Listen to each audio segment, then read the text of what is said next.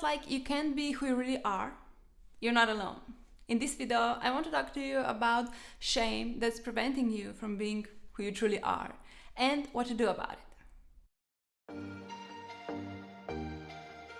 Hi, I'm Katja. I'm a psychologist and psychotherapist from Slovenia, and I'm here to help you skyrocket your self-esteem.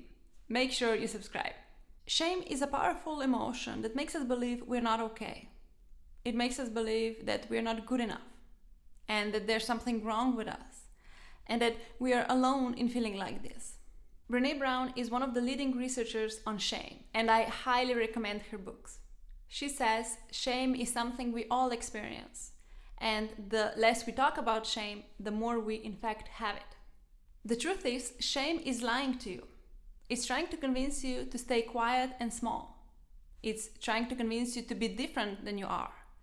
It's trying to convince you to be a certain way. For example, I should be perfect. I should always work hard. I should be the perfect mother. I should lose weight and look like a supermodel. I should be in a relationship. I should have less sex, or I should have more sex. I should be strong and never show any signs of weakness. I should always say yes to others in order to get them to like me. And so on. The truth is, you are worthy. You don't have to prove anything. You don't have to be a certain way in order to be worthy. You are worthy now, just as you are. So whenever you hear I should or I must in your mind, it's time to stop and check for shame.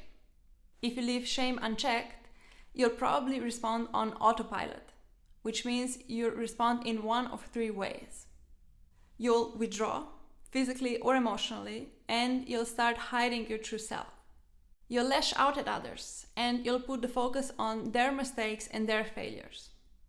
This is a defense mechanism we subconsciously use in order to try to protect our self-esteem.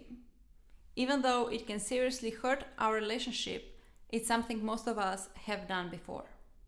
Or you'll become self-destructive and you'll start sabotaging yourself.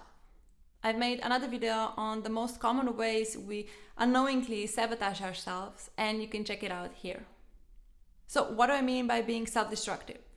In order to try to feel better about ourselves and to try to feel in control, we turn to perfectionism, or we develop a mental disorder, such as eating disorders or addiction and so on.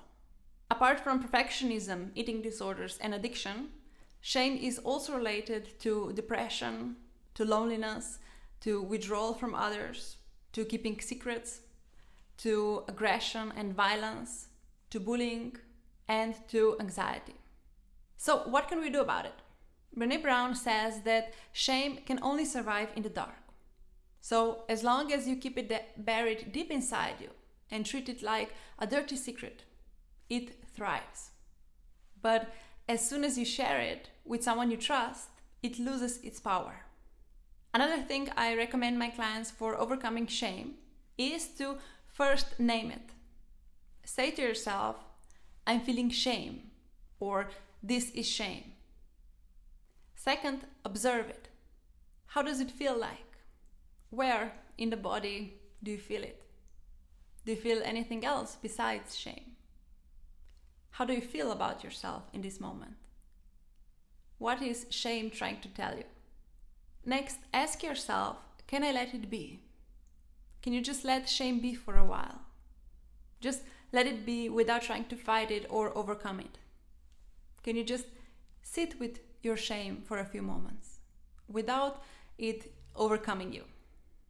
Next, give yourself self-compassion.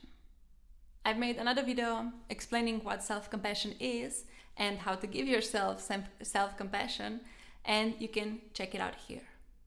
I've also made a practical guided exercise for developing self-compassion, and you can see it here. And finally, ask yourself, can I let it go? Can I let my shame go?